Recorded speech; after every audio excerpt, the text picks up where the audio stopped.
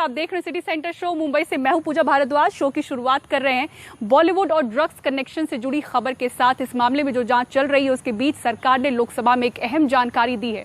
सरकार के मुताबिक फिल्म उद्योग और ड्रग्स कार्टेल के बीच रिश्ते नहीं हैं। एनसीबी को ऐसे कोई सबूत हाथ नहीं लगे हैं। ये जानकारी गृह राज्य मंत्री जी किशन रेड्डी ने लोकसभा में एक लिखित जवाब में दिया है। सुशांत सिंह राजपूत ड्रग्स मामले के तार मुंबई से गोवा तक पहुंच गए हैं। मुंबई एनसीबी क्रिस कोस्टा को गोवा से पकड़कर लाई है।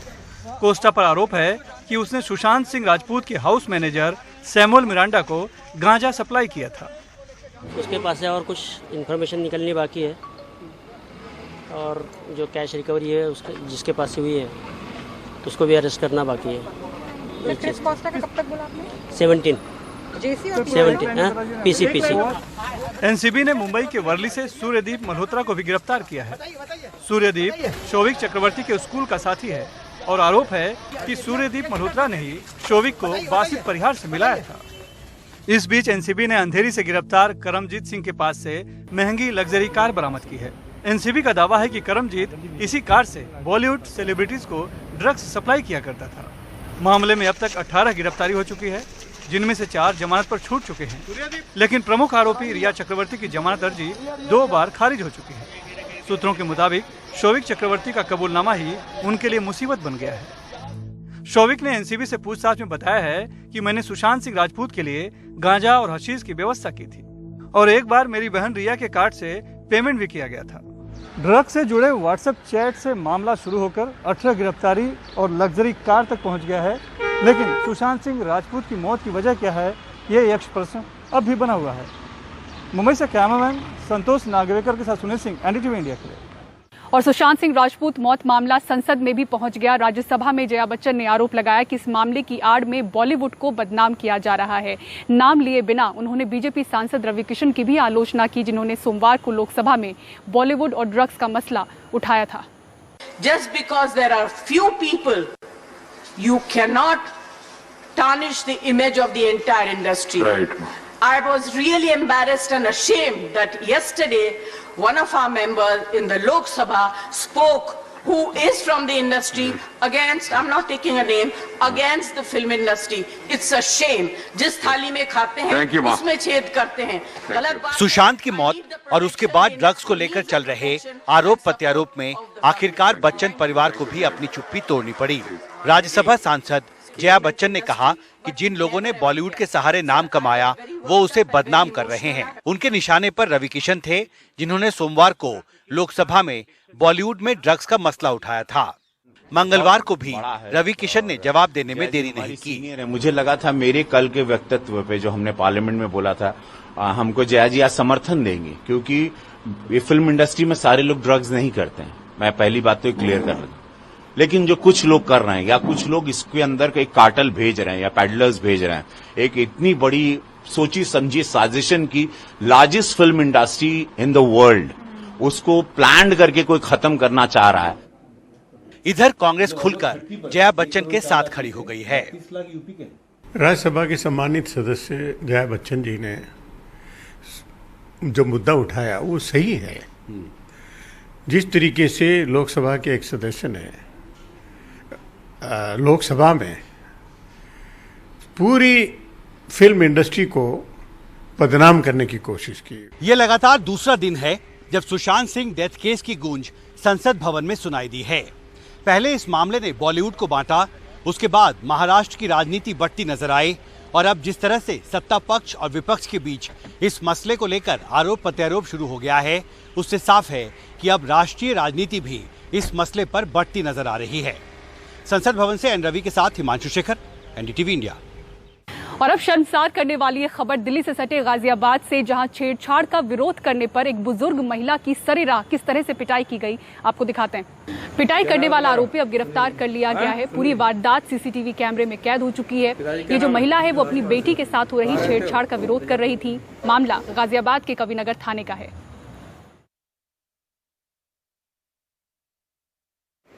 क्या नाम है तुम्हारा? सुनील। हाँ, सुनील। लॉकडाउन के दौरान बड़ी संख्या में बेघर और बेरोजगार मजदूर सैकड़ों मील पैदल चलकर अपने घरों को निकले थे। इनमें से कई मजदूरों की रास्ते में ही जान चली गई थी, लेकिन ये आंकड़ा सरकार के पास नहीं है। केंद्रीय श्रम मंत्रालय ने ये जानकारी लोकसभा में दी है।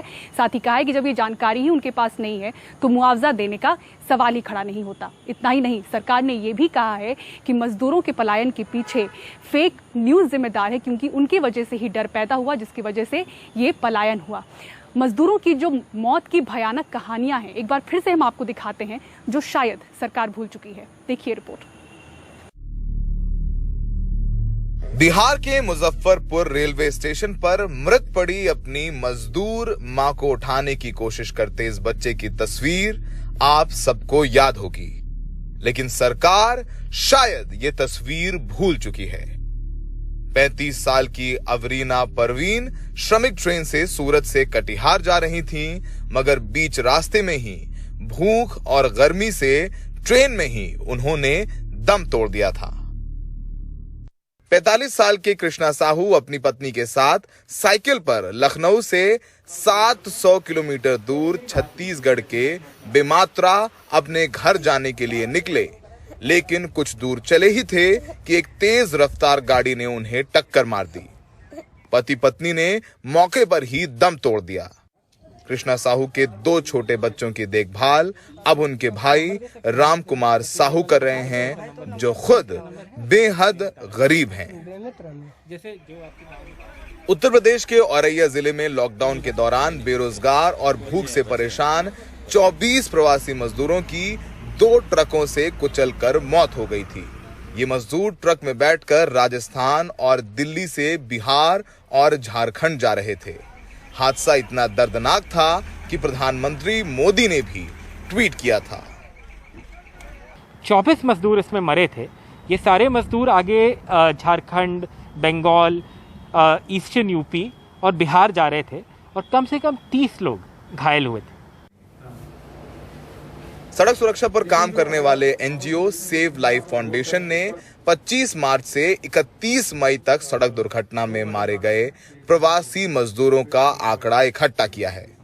एनजीओ के मुताबिक 31 मई तक सड़क दुर्घटना में 198 मजदूर मारे गए थे। ये हमने मार्च 25 मिडनाइट, जब से लॉकडाउन फर्स्ट स्टार्ट हुआ, से लेकर 31 मई जब लॉकडाउन 4 खत्म हुआ, ये डेटा उस पीरियड का है, तो करीब आप लगा लीजिए 10 हफ्ते का डेटा है ये। इसमें से ज़्यादातर खबरें जो हैं ये हमें मीडिया के सूत्रों से मिली। उसके बाद हमने लोकल एम्बुलेंस अथॉरिटीज़ या पुलिस अथॉरिटीज़ को फ़ोन करके उसको वेरीफाई करा। जहाँ पर डुप्लीकेशन था, जैसे कि एक खबर मीडिया में 3-4 बार आ चुकी है, उसको हमने डुप्लीकेट करा और ये फिर हमने उसको डिस्टिल करके 198 का जो फाइनल फिगर है उस पर हम पहुँचे। ये तस्वीरें आज भी दिल दहला देती हैं।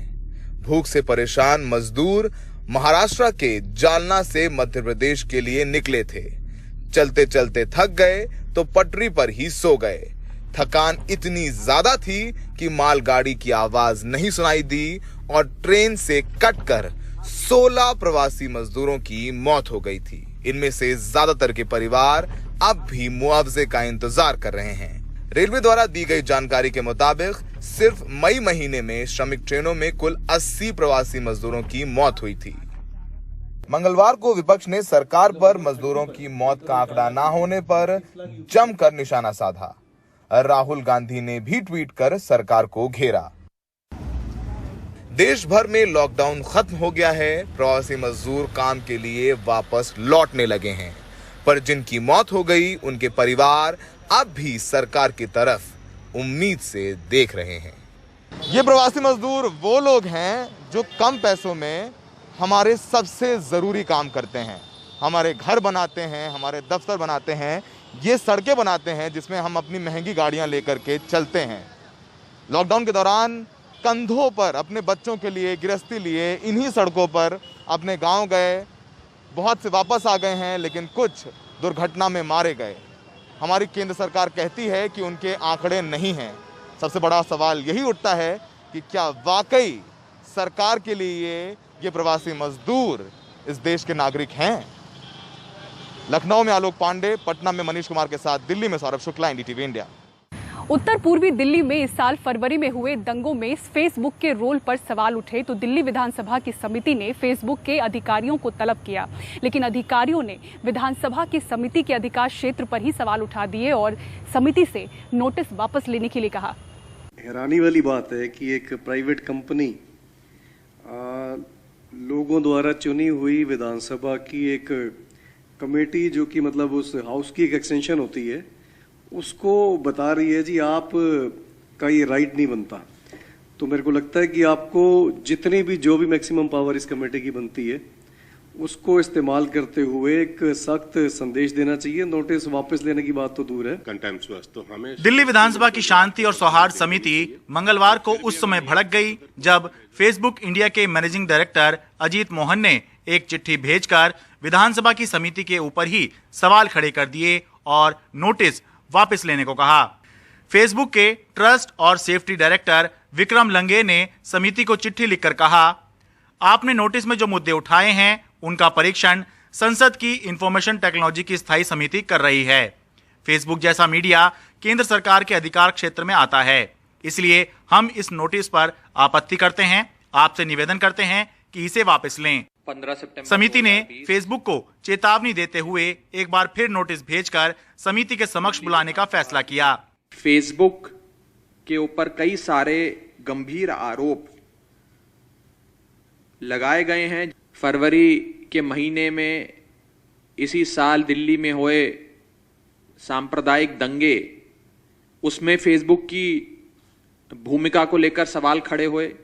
कुछ सबूत ऐसे रखे गए जिसमें यह नजर आया कि फेसबुक ने दंगा शांत कराना तो दूर, दंगे को भड़काने में, जलती हुई आग में घी डालने का काम किया। और उसी के चलते ये कमेटी इस निष्कर्ष पे पहुंची थी कि इतने दिनों की कार्रवाई के बाद अब ये अहम हो जाता है, बहुत जरूरी हो जाता है कि फेसबुक इंडिया के आला अधिकारियों को इस कमेटी के सामने आने के लिए, अपना बयान दर्ज कराने के लिए, उन पे लगे आरोपों का जवाब देने के लिए बुलाया जाए। दरअसल दिल्ली विधानसभा की शांति और सौहार्द समिति फरवरी में हुए उत्तर पूर्वी दिल्ली दंगों में फेसबुक की भूमिका की जांच कर रही है। फेसबुक पर निष्पक्ष न रहने और हेट स्पीच को नजरअंदाज करने का आरोप है, इसलिए समिति ने फेसबुक को तलब किया है। इस मामले के जरिए दो बातें हो रही हैं। पहला, ये चर्चा चल रही है कि क्या सोशल मीडिया प्लेटफॉर्म्स कंटेंट के बारे में निष्पक्ष हैं या नहीं, और दूसरा ये कि अगर फेसबुक और दिल्ली विधानसभा समिति की तनातनी आगे बढ़ती है तो हमें ये जानने और देखने को मिलेगा कि आखिर विधानसभा की जो समिति है उसकी शक्तियां क्या क्या हैं, वो क्या क्या कर सकती है। दिल्ली से अपने कैमरा पर्सन सचिन गुप्ता के साथ मैं शरद शर्मा, एनडीटीवी मीडिया। और क्या किसानों को रुलाएगा प्याज? पूरी खबर एक ब्रेक के बाद। देखते रहिए सिटी सेंटर शो।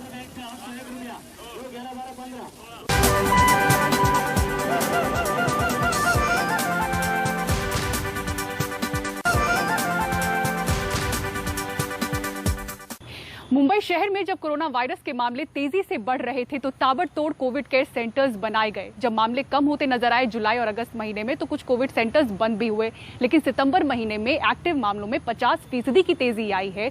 तो अब जाकर जो प्राइवेट अस्पताल है फिर से भरने लगे हैं, लेकिन ऐसे में जो कोविड केयर सेंटर्स हैं वहां पर 94% जो बेड्स हैं वो खाली हैं। ऐसे में बीएमसी का नया आदेश गया है प्राइवेट अस्पतालों को कि जो मुंबई से बाहर के मरीज आ रहे हैं उनके अस्पतालों में उन्हें सीधे जंबो फैसिलिटीज में भेजा जाए।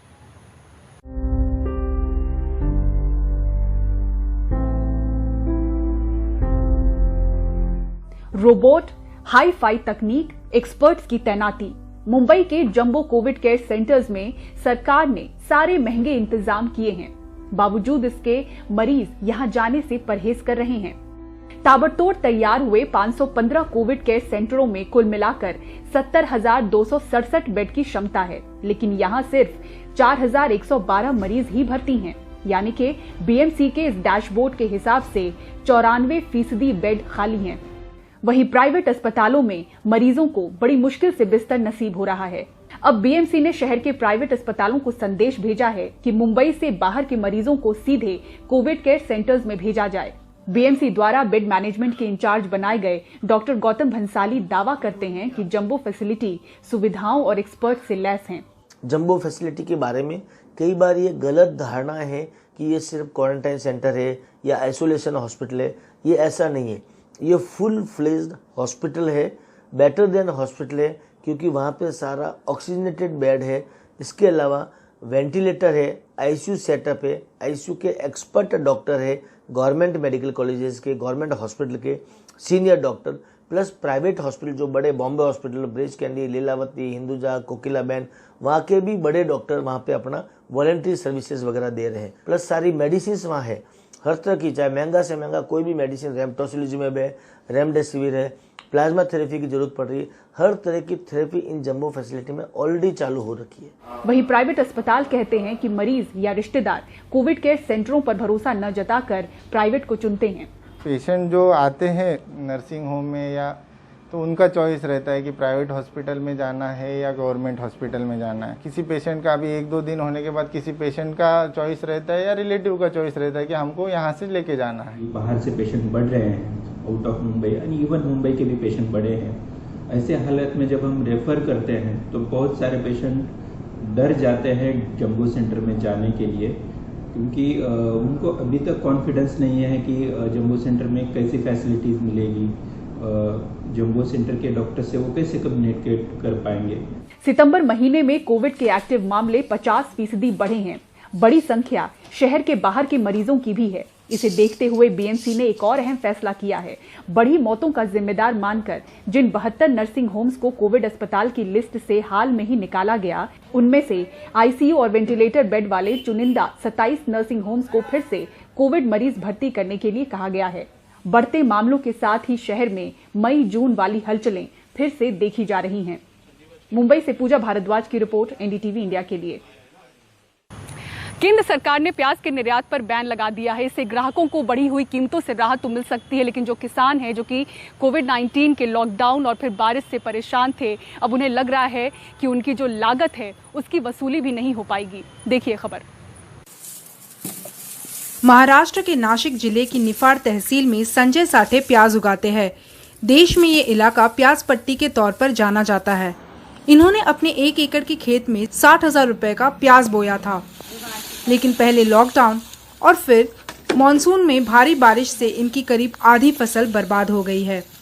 1 किलो प्याज के इन्हें सिर्फ 3 या 4 रुपए ही मिल रहे थे। पिछले 1 महीने से मुनासिब दाम मिलने लगे थे, लेकिन केंद्र सरकार ने प्याज के निर्यात पर पाबंदी लगा दी, जिसके बाद दाम फिर घट गए हैं। मैंने 1 एकड़ प्याज लगाया था, 100-150 क्विंटल प्याज निकला। उसमें से 50% प्याज तो खराब ही हो गया, वो फेंक दिया, और जो 50% रह गया उसमें 2-4 रुपए किलो से बेचा है। और अभी थोड़ा फार बचा था तो उससे कुछ खर्चा निकलने वाला था। उसमें भी सरकार ने जो पाबंदी लगाई वो बहुत किसानों की हानिकारक है। सोमवार को आई केंद्र सरकार की अधिसूचना में प्याज के निर्यात पर रोक लगा दी गई। इससे पहले देश की सबसे बड़ी प्याज मंडी लासलगांव मंडी में दाम 3,000 रुपए प्रति क्विंटल से ज्यादा पहुंच गए। पाबंदी लगाने के खिलाफ मंगलवार को किसान ने मंडी के बाहर विरोध करते हुए रोक हटाने की मांग की। ऐसा निर्णय नहीं होना चाहिए था, क्योंकि किसान थोड़ा 2 पैसा मिलता है तो किसान को कुछ तो भी करने को चांस मिलता है। भारत से खाड़ी के देशों श्रीलंका और बांग्लादेश में प्याज निर्यात किया जाता है, लेकिन कारोबारियों का कहना है कि अचानक लगी पाबंदी से प्याज के 400 कंटेनर मुंबई के जेएनपीटी बंदरगाह पर अटके पड़े हैं, जिनमें 36 करोड़ रुपए का प्याज है। कल तक हमारा 400 से 500 कंटेनर कल बॉम्बे एयरपोर्ट पे पहुंचा था और बांग्लादेश बॉर्डर पे 500 से 600 प्याज की गाड़ी पहुंची हुई है, लेकिन सरकार ने 2-3 दिन पहले पहुंचने वाला माल भी और आज तक माल भी उसको पूरा बैन लगा दिया है। अगर वो माल वापस आता है और इधर का माल है, इसकी तुलना में किए तो भारी नुकसान भरना पड़ सकता है। मंगलवार को एनसीपी प्रमुख शरद पवार ने भी वाणिज्य मंत्री पीयूष गोयल से फैसले पर पुनर्विचार करने को कहा। महाराष्ट्र के और नेताओं ने भी इस फैसले की आलोचना की। प्रधानमंत्री ने कहा था कि किसानों को दुगना पैसा मिलना चाहिए और उन्हें मुनाफा मिलना चाहिए, तो उन्हें कुछ पैसा कमाने दीजिए। महाराष्ट्र और पूरे देश भर के प्याज उत्पादक किसान केंद्र सरकार के इस निर्णय से आहत है और आंदोलन के जरिए अपना गुस्सा रस्तों पे उतर के व्यक्त करेंगे, इस प्रकार की मन बना चुके हैं। सरकार के लिए ये टेढ़ा मसला है। अगर वो थोक दामों को नियंत्रित करती है तो उपभोक्ता खुश होंगे, लेकिन किसान जिनकी रोजी रोटी इस पर निर्भर है वो जरूर दुखी होंगे। नासिक से किशोर बेलसरे के साथ मुंबई से पूर्वा चिटनिस, एनडीटीवी इंडिया। और इसी के साथ सिटी सेंटर शो में मुझे दीजिए इजाजत, लेकिन खबरों के लिए बने रहें एनडीटीवी इंडिया के साथ। नमस्कार।